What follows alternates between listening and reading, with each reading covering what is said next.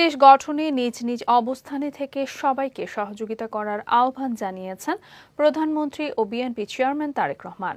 দুপুরে রাজধানীর ইসিবি চত্বরে ঢাকা মহানগর উত্তর বিএনপি আয়োজিত শহীদ রাষ্ট্রপতি জিয়াউর রহমানের ৪৫তম শাহাদাত বার্ষিকী উপলক্ষে দুস্থদের মাঝে খাবার ও বস্ত্র বিতরণ কর্মসূচিতে তিনি এ আহ্বান জানান।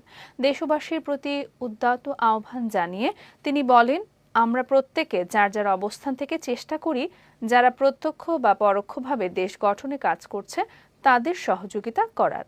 এ সময় জনসাধারণের চলাচলের সুবিধার কথা বিবেচনা করে প্রধানমন্ত্রী রাস্তায় দাঁড়িয়ে দেয়া বক্তব্য দীর্ঘ না করে বলেন, এই অনুষ্ঠানটির কারণে মানুষের চলাচলের সমস্যা হচ্ছে। জিয়াউর রহমানের শতবার্ষিকী উপলক্ষে আয়োজিত এই কর্মসূচিতে বিএনপি ও এর অঙ্গ সহযোগী সংগঠনের নেতাকর্মীরা উপস্থিত ছিলেন। অনুষ্ঠানে দুস্থ অসহায় মানুষের মাঝে কাপড় ও খাবার বিতরণ করা হয়।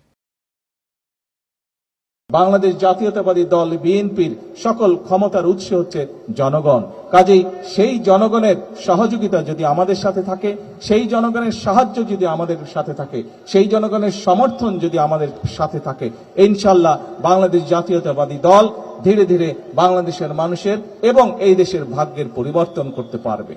প্রিয় ভাই বোনেরা, আসুন শহীদ রাষ্ট্রপতি জিয়াউর রহমানের এই ৪৫তম শাহাদাত বার্ষিকী উপলক্ষে আজ এটাই হোক আমাদের শপথ, এটাই হোক আমাদের প্রতিজ্ঞা যে আমরা সকলে নিজ নিজ যোগ্যতা অনুযায়ী দেশ গঠনের কাজে হাত দিব। বাংলাদেশের ২০ কোটি মানুষের ৪০ কোটি হাতকে আমরা শ্রমিকের হাতে রূপান্তরিত করব এবং এর মাধ্যমে আমরা দেশের মানুষের ভাগ্যের পরিবর্তন করব ইনশাআল্লাহ, দেশের ভাগ্যের পরিবর্তন করব ইনশাআল্লাহ। যেই দেশকে নিয়ে আমরা গৌরব করতে পারি, এইরকম একটি দেশ ইনশাআল্লাহ আমরা গড়ে তুলতে সক্ষম হব।